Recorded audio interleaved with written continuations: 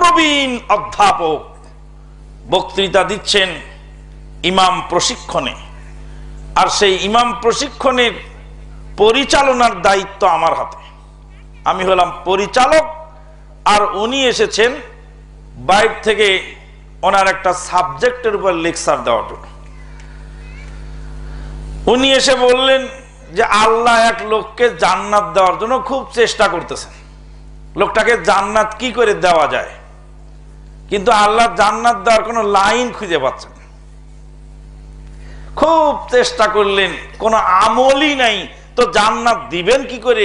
কিন্তু আল্লাহর ইচ্ছা লোকটাকে জান্নাত দিবেন। তারপরে আল্লাহ বললেন ফেরেশতাদেরকে আমল দেখো, আমল তো নাই। বলে আমল যদি না থাকে তো কমস কম দেখো কোন আলেমের নামের সাথে তার নামের মিল আছে নাকি। তো দেখলো যে কোন আলেমের নামের সাথেও নামের মিল নেই। তারপরে বলল তুমি দেখো ওর আত্মীয় স্বজনের ভিতরে কোন আত্মীয়র নাম আলেমের নামের সাথে মিল আছে নাকি।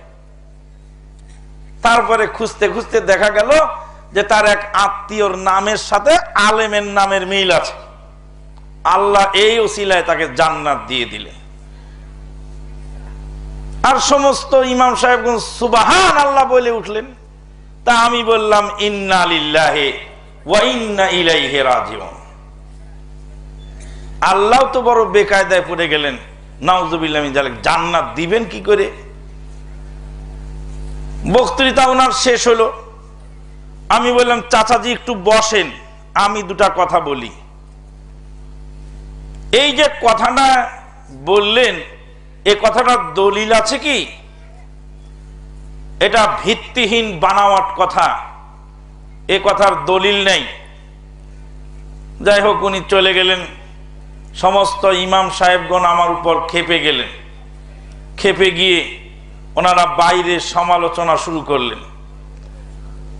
আমি তখন বিকালবেলার অনুষ্ঠানে ইমাম সাহেবদেরকে জিজ্ঞেস করলাম, ইমাম সাহেবদের বক্তব্য হলো এত বড় প্রফেসর উনি ভুল করেছেন, তো ভুলটাই ভরা মজলিসে না ধরে গোপনে ওনাকে বলে দিলেই তো হতো।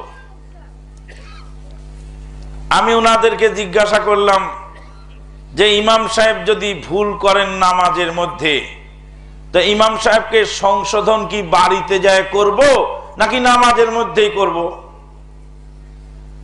তো ইমাম সাহেবরা বললেন ইমাম ভুল করলে নামাজের মধ্যেই সংশোধন করতে হবে।